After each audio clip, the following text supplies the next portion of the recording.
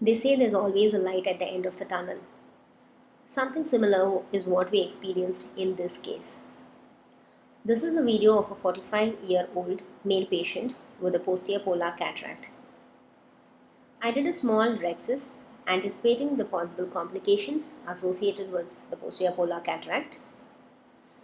And once the anterior capsular rhexis was completed, I did the hydrodelineation. When I tried to rotate the nucleus, I realized hydrodelineation was not yet over. So I tried to complete it from the other side, and when I was trying to decompress, I noticed there's a sudden shallowing of AC and the iris was trying to get out.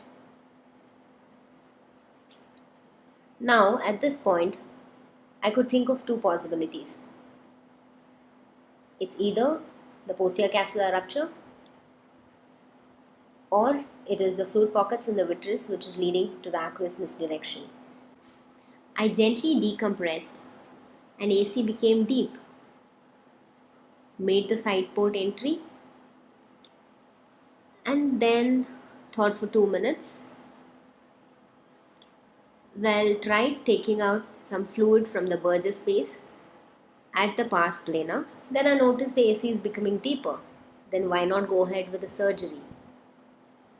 Anyhow, I went ahead with the surgery, and when I was doing the phacoemulsification,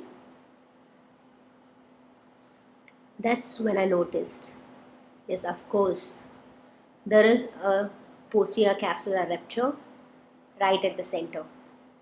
Then I injected the viscoelastic, formed the AC, and then I took out the phaco probe. And I noticed the pupil is becoming smaller and smaller. So what to do next? At this point, I injected the pupil expander ring. Once the pupil expander ring was in place, I did the anterior vitrectomy at the margins of the posterior capsular rupture. And once the vitreous was cleared and the anterior vitrectomy was completed, I went ahead with the phacoemulsification. I completed the phacoemulsification.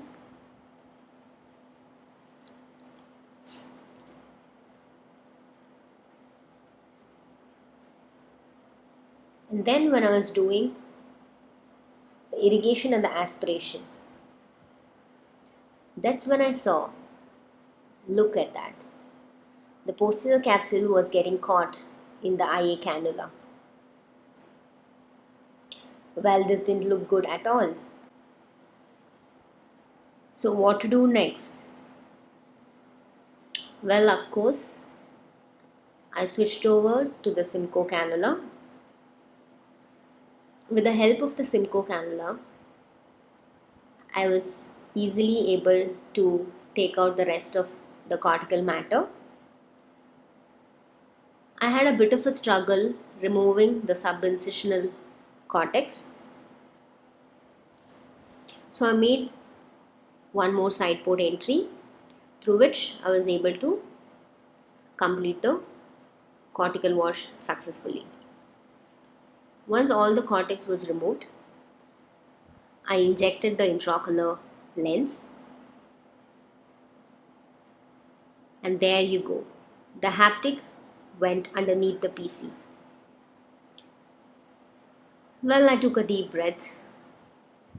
Using the dialer, I took out the haptic and I placed it on the sulcus. And with the help of the McPherson's and the dialer, I was able to dial the IOL. At this point, one of the rings got disengaged. With the help of two dialers, I was able to place it back, replace it. And now the IOL is in place and the optic capture was achieved. This was a moment of sigh. Now it was time to remove the pupil expander ring. But this was not over yet. So what happened next was very interesting.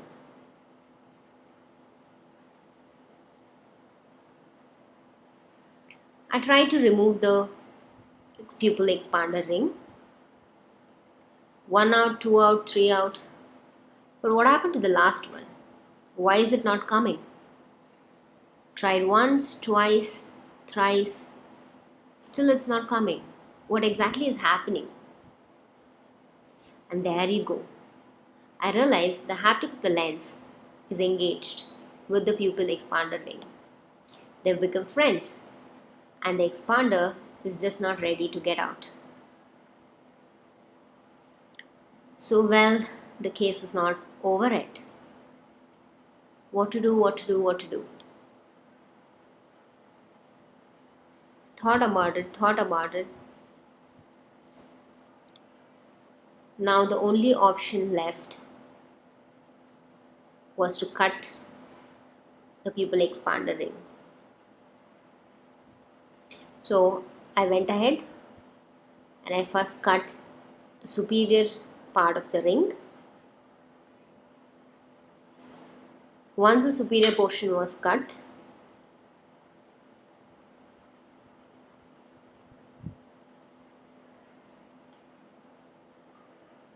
then I cut the inferior portion of the ring.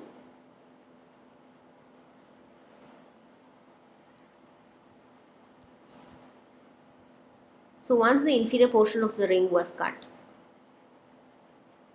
this is when I was easily able to take out the pupil expander ring out of the anterior chamber.